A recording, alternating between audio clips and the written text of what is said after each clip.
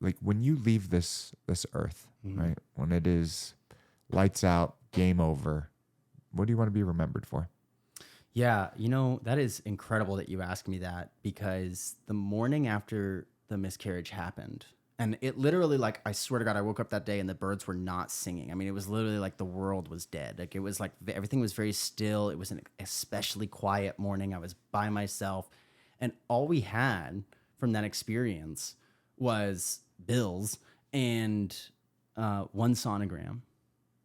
And I still have that sonogram to this day. And it's probably my most precious possession, if I'm totally honest. And so later, I eventually had to digitize because I was like so worried something would happen to it. I keep it in my fire safe, but I still go look at it. And all I had was that sonogram. And I was looking at that sonogram, and there was like a little notepad right there. And I just thought about how I realized I could be better than who my father was. I could be a better father one day when that time is right and when that time happens.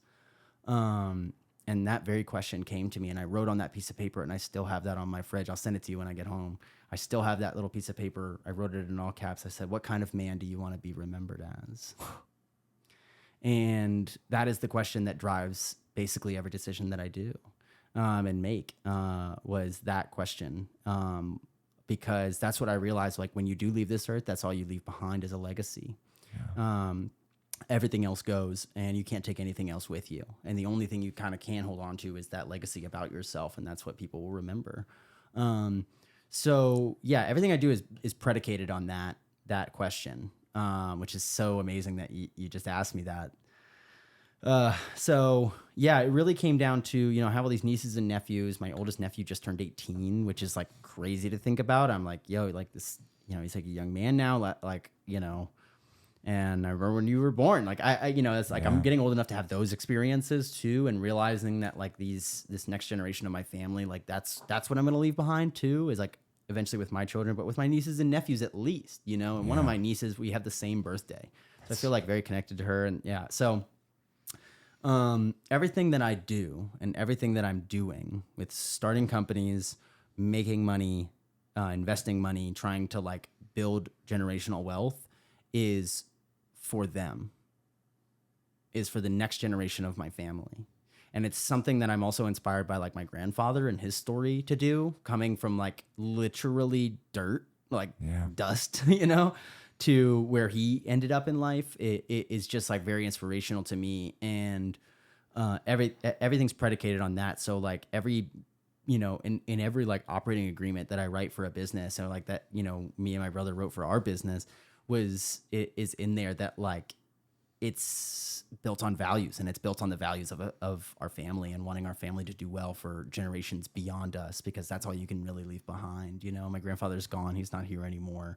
All he left behind is the legacy of the importance of education, you know what I mean? And the importance of staying connected to your family. So, that's what I would like to leave behind is something for my family that they can build on, that they can build into another generation. And what I really want to leave them with is that wisdom of that importance of that like all this other crap that's here, you know what I mean?